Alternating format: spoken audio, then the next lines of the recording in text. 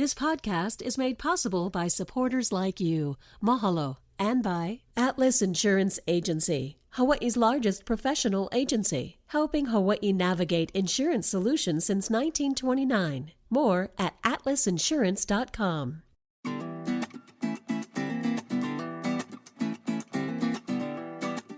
Hello, my kako. Welcome to another episode, a new episode of What School You Went. I need to say it correctly. What school you went? Yeah, where we start every conversation with that question because that's how we connect in Hawaii.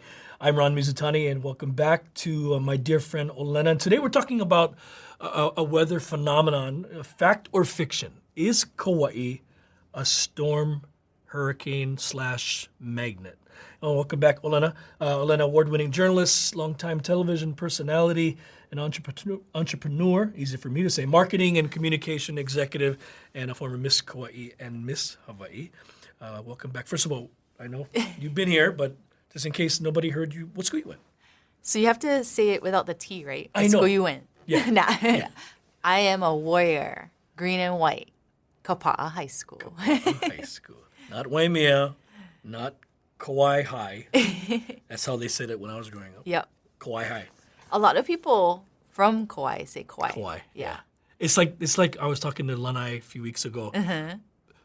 Molokai people say Molokai, not Molokai. And there's a story behind Molokai, Correct. right? It was done for Music. Interesting. Well, because it goes better, right? Molokai. The Molokai slide. Yeah. Okay, we digress. Let's go back to Kauaʻi, and you know, we are in hurricane season. June 1st. It ends on December 1st, my birthday. That's right. The end. That's where we. Interesting though, because it continues through November, and very few people may remember that it was on November 23rd. I remember this day. I was at senior in high school when Eva hit. When Eva hit Kauaʻi. So far this year, we've seen a few storms. Last year, we had a couple of storms that were named, and we dodged a few bullets. But let's go back to 92, September 11th, 1992. A day that Kauaʻi certainly will never forget. It was the day ʻIniki took that turn and headed straight for the Garden Island and made a direct hit. Where were you? I was at home in Kilauea, and my mom was a flight attendant, and she was on a trip. And I was home alone. Oh, dear. And I was 11. So at that moment, I had remembered seeing homes previously from Eva with tape on the windows, like masking tape. So I went and I taped the windows and I filled the bathtubs up with water.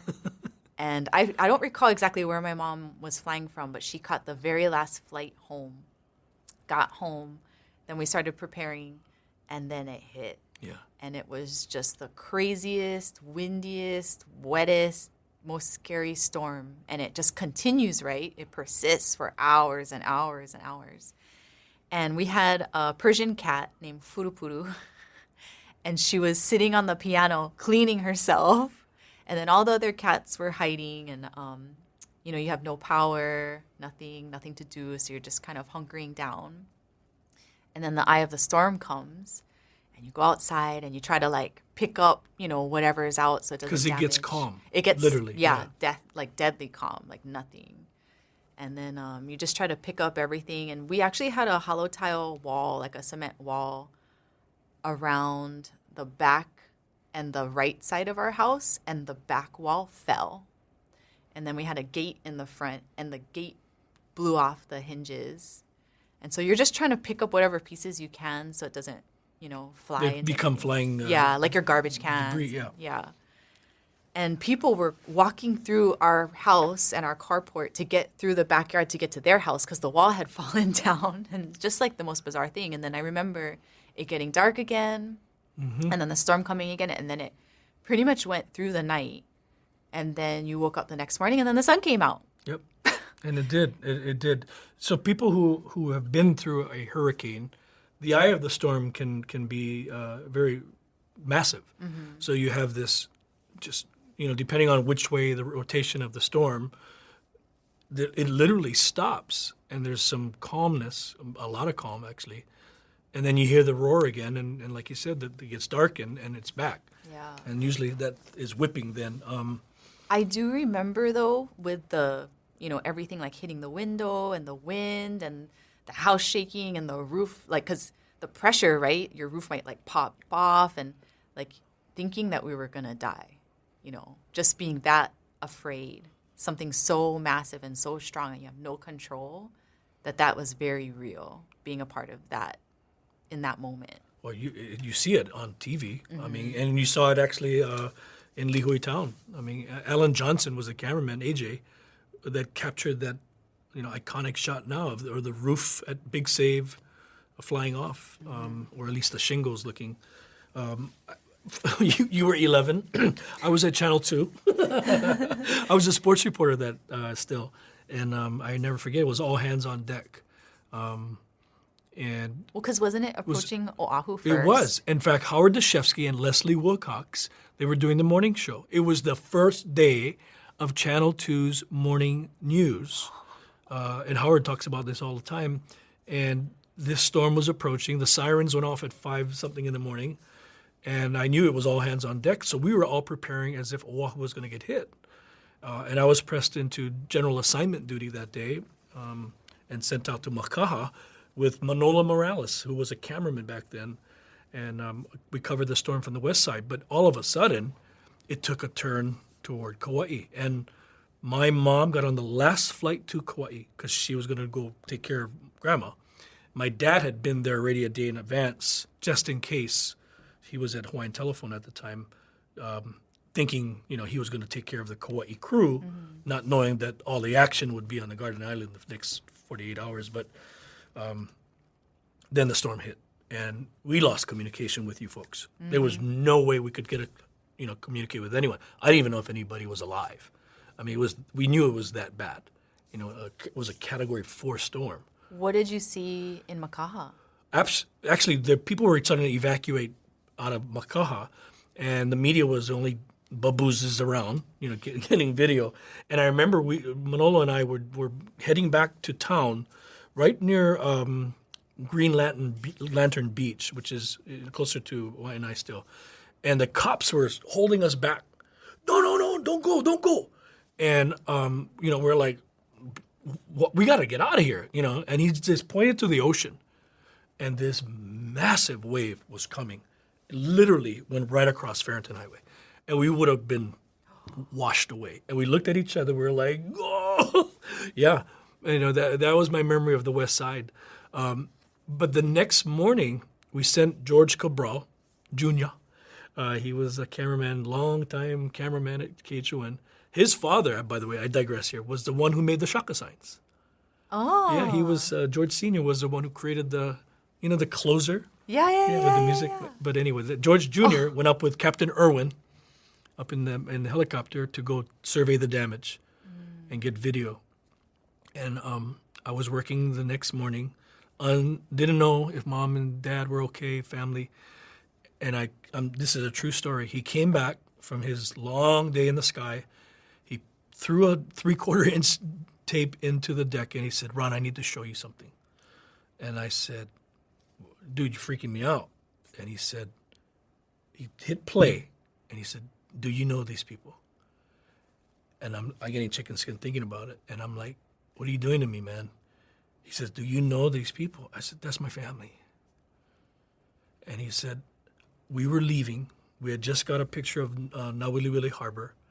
And there was a big Budweiser building that they used to have all the beer. And all the brothers would go help themselves after ʻIniki hit. And he asked Captain Irwin, "Should I go back and circle this property? I don't know why, but I'm supposed to shoot it." That was my family. And I saw my grandma. I saw my father. Picking up the pieces. Yeah, picking up the pieces. And my cousin Chuck, I saw him because he was disapproving Captain Irwin flying and hovering over us. Wink, wink. Wink, wink. Yeah, he was giving them the number 1 sign. But at least I knew that everybody was okay.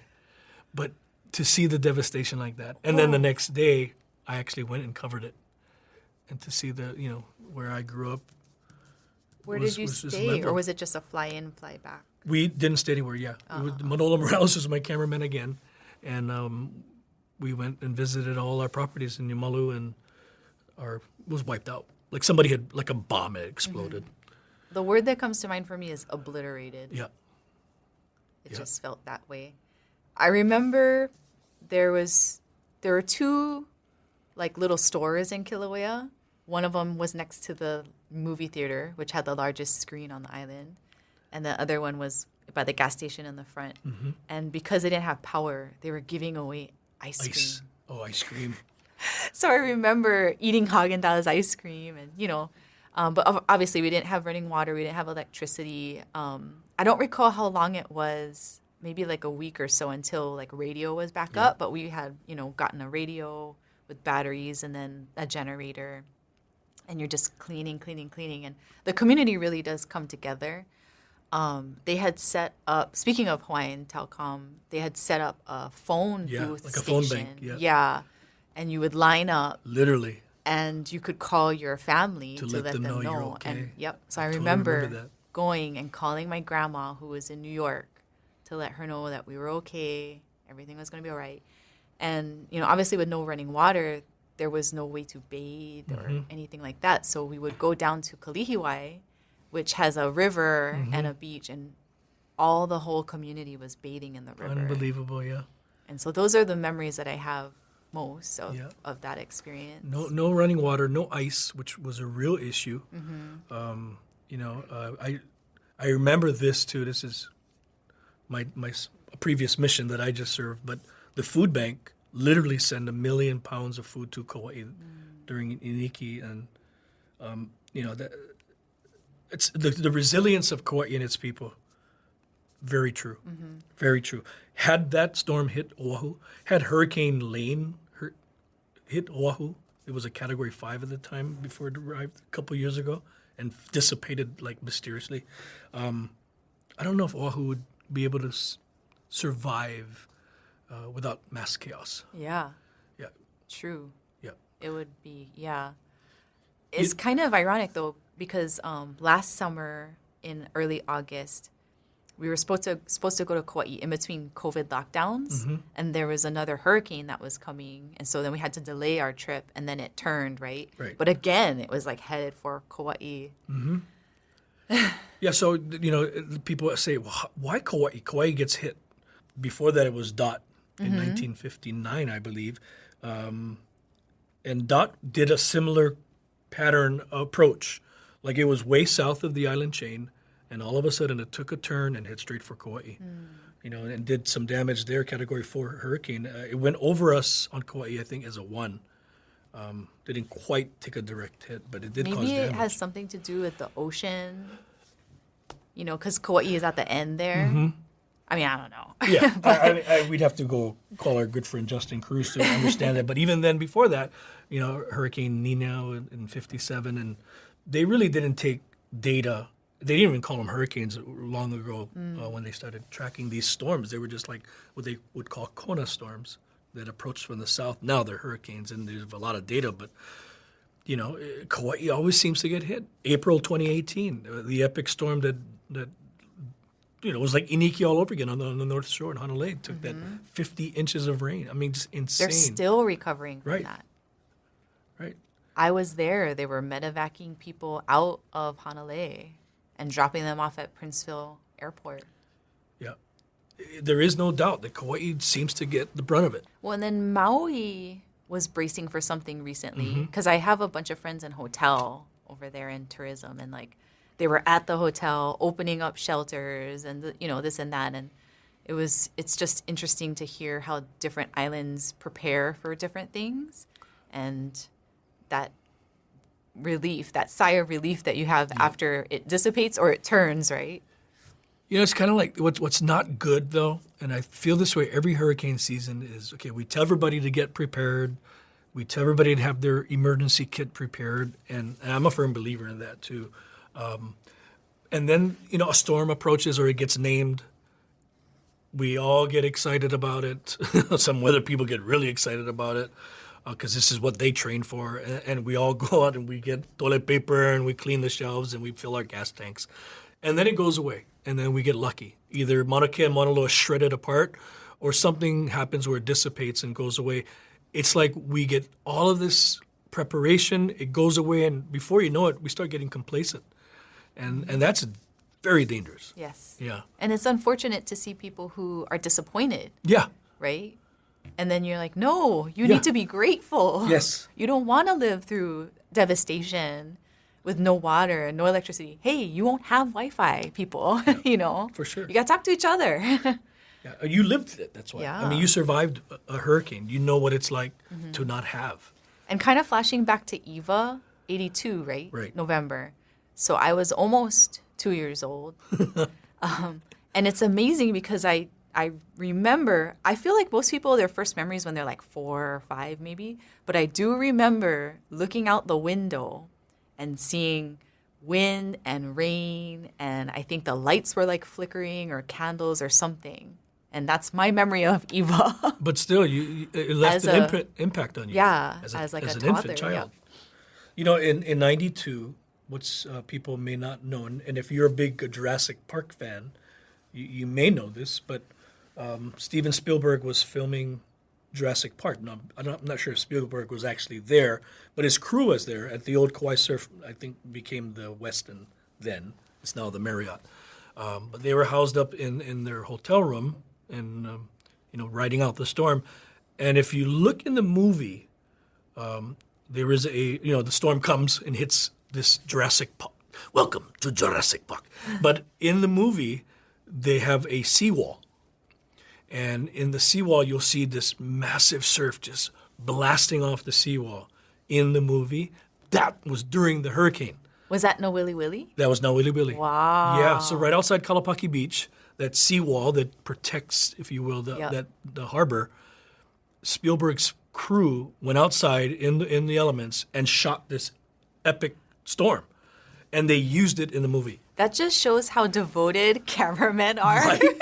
How crazy they are. Category 4 hurricane. Yeah. You go outside so you can take film and to video film of this major storm. But Yeah. I have to go watch the movie again. Yeah, now. you gotta go watch it. It's Just real. so- It's like if you blink, you miss it. Oh, okay. But it's there. Yeah, and the whole movie, of course, was about a storm hitting Jurassic Park, or at least contributing to some of that chaos. And they were, not lucky. They were fortunate to be able to capture those images of a real storm. Yeah. Crazy. Kind Yeah, of go jumping watch back it. and forth, though, I did want to mention when the National Guard comes Uh-huh. and all that FEMA and everything, they gave us MREs. Good. Yeah. And I liked it. MREs are delicious. Yeah, so obviously the ice cream is kind of like astronaut ice Yeah. cream. It's like freeze dried, which is all the craze right now is to freeze dry everything. Yes. For all the snacks. But I don't really remember exactly what the recipes were or whatever, the dishes that we were eating. But you would take the packet and you would throw it out in the sun so it'd get warm. And then you would open it and you would eat it. And it was good. Yeah, it's very good. And nutrition, people, you talk about how people say, oh, I wish or they get bummed out if the storm doesn't hit. Like you, I get kind of agitated when I hear about people saying, it's like the boy who cried wolf. Yeah. Eventually, you're going to get hit. Yeah. When I feel like the only thing that we can say might be similar Yeah. is when we thought the ballistic missile Right. was coming, right? How people reacted to that in that moment, I think is the only way that we could kind of say like, oh, this is maybe how the Oahu people would react if they thought And a you saw major- how people reacted. Yeah. Yeah. That was scary, though. Oh, yeah. I'll never forget where I was. I was literally calling my kids saying, I love you. This is not a test. I'm like, you got to Yeah. be kidding me. I was in Kalihi and Daniel was in Kaneohe. And I just grabbed like photo albums and whatever and bottled water and got in my car and tried to drive to him just so we could be together. Yeah. Or attempt to. I literally got a phone call maybe about 5 minutes after the email, or what is that called, text blast came out. And she's still a good friend, but Congresswoman Tulsi Gabbard said, Ron, get on your network, your friends, in the business. this is bogus. This is not real. And I said, are you sure? And she said, this is not real. Tell everybody. And I literally got on the phone. How did she know so quickly? She learned before many people in authoritative positions. I'll leave it at that. And she remembered her Twitter password. But I didn't know where to even start. Should I call my family? Should I call my friends over at Channel 2? But luckily, we all started realizing very quickly, the word of mouth went through, that this was not a real threat. But boy, it felt like it. Where were you that day? Kind of like ʻIniki. Where were you that day? ʻIniki. Well, I guess the moral of the story is be prepared. Yeah, be prepared, because it does happen. And Kauaʻi can tell you, there's nothing fun about a hurricane. Nothing fun. Well, I'm glad we're all still here, and we still have some weeks left in this hurricane season. And interesting, it's from June 1st to the end of November. Traditionally, August, September is the busy months of storms, but it's not like the hurricane goes, okay, November 30th is here. We're checking out. We'll see you guys back in June. Anything can happen on any given day. So, like you said, be prepared. Yeah, and the weather is just always changing, and so I think it's a good reminder to go check our cupboards and make sure you have water and food and all the things that you need.